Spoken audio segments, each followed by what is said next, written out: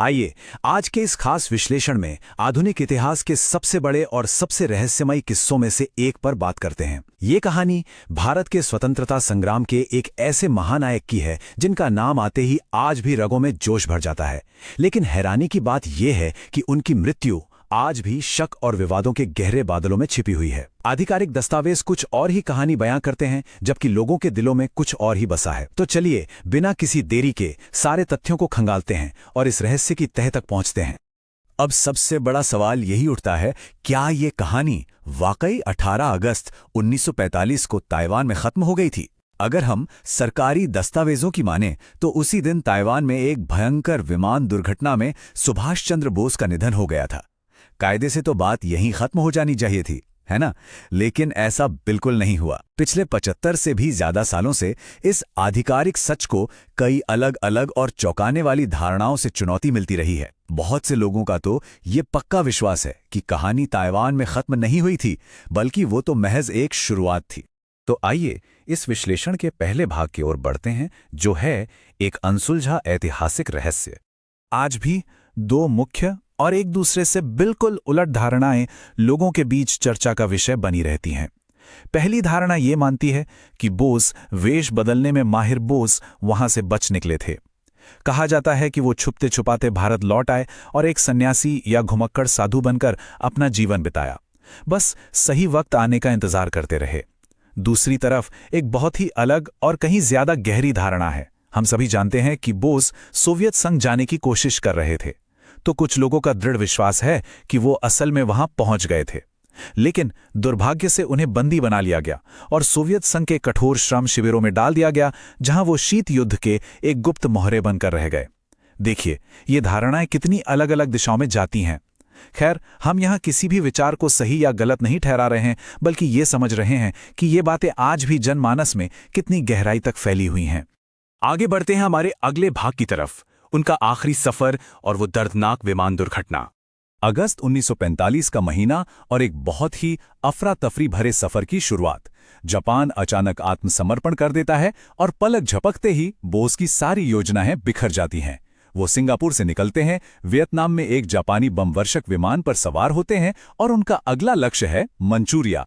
वो किसी भी तरह सोवियत संघ तक पहुंचना चाहते हैं, लेकिन हालात बहुत ही उलझे हुए थे।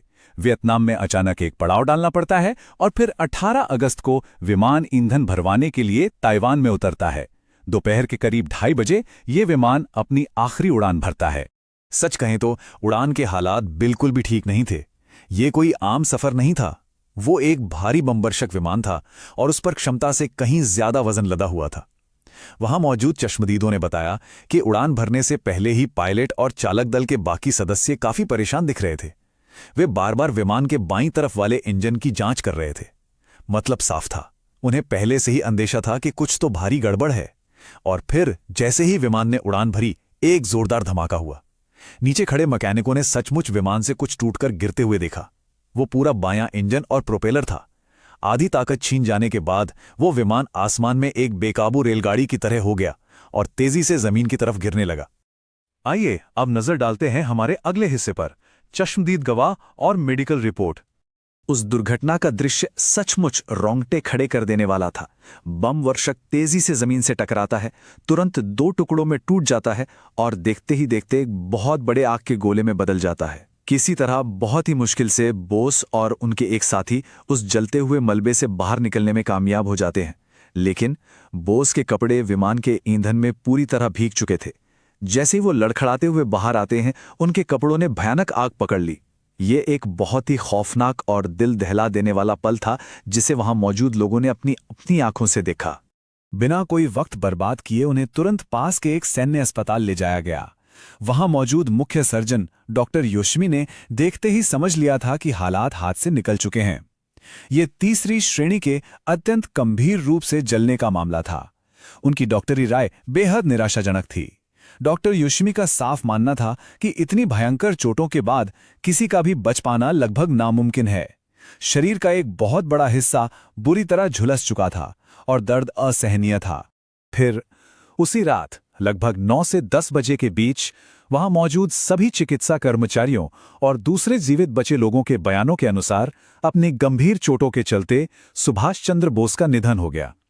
आधिकारिक तौर पर यह बताया जाता है कि इसके कुछ ही दिनों बाद पूरे सम्मान के साथ उनका अंतिम संस्कार कर दिया गया। और अगर हम सिर्फ सरकारी दस्तावेजों की माने तो कहानी बस यहीं समाप्त हो जाती है। तो चलिए अब आते हैं आधिकारिक जांच और उनके निष्कर्षों पर। जैसा कि हमने पहले देखा, बात वहां खत्म नहीं हुई।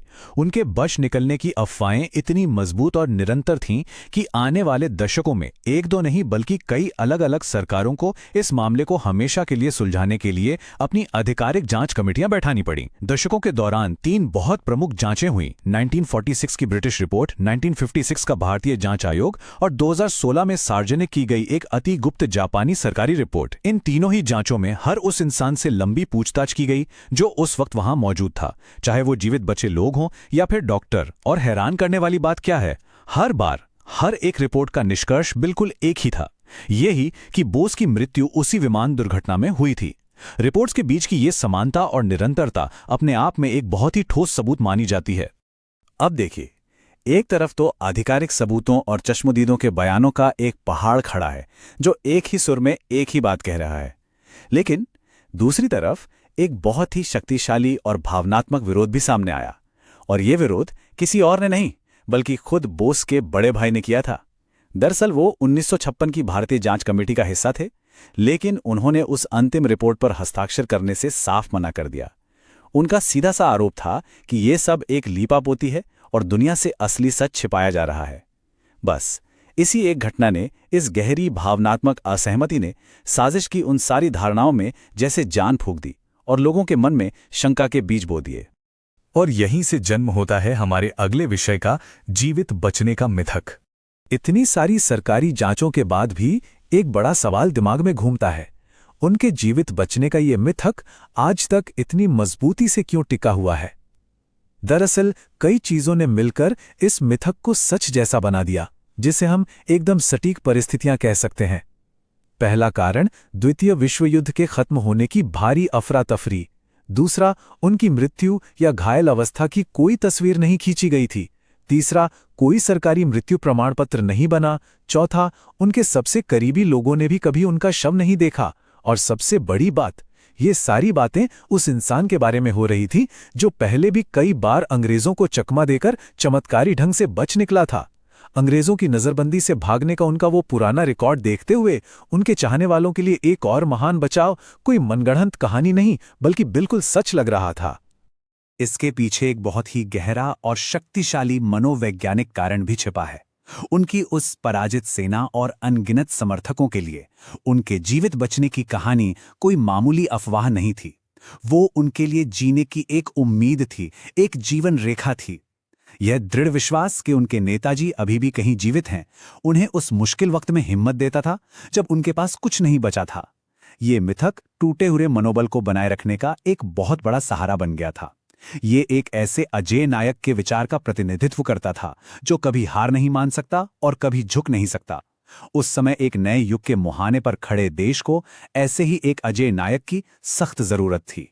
सारे सबूत भारी रूप से एक ही दिशा में इशारा करते हैं, लेकिन वो कहानी उस अजेय नायक की, वो शक्तिशाली किंवदंती जो कभी हार नहीं मान सकता और मर नहीं सकता, वही दशकों से लोगों के दिलों में गूंजती आ रही है। ये पूरा विश्लेषण हमें इतिहास के बारे में एक बहुत ही आकर्षक सवाल के साथ छोड़ जाता है। जब कठोर तथ्य और गहरी भावनाएं आपस में टकराती हैं, तो हम क्या याद रखना चुनते हैं और क्यों? ये गहराई से सोचने वाली बात है ना? इस ऐतिहासिक रहस्य को विस्तार से समझने के लिए, हमारे साथ जुड़ने के लिए आपका बहुत बहुत धन्यवाद।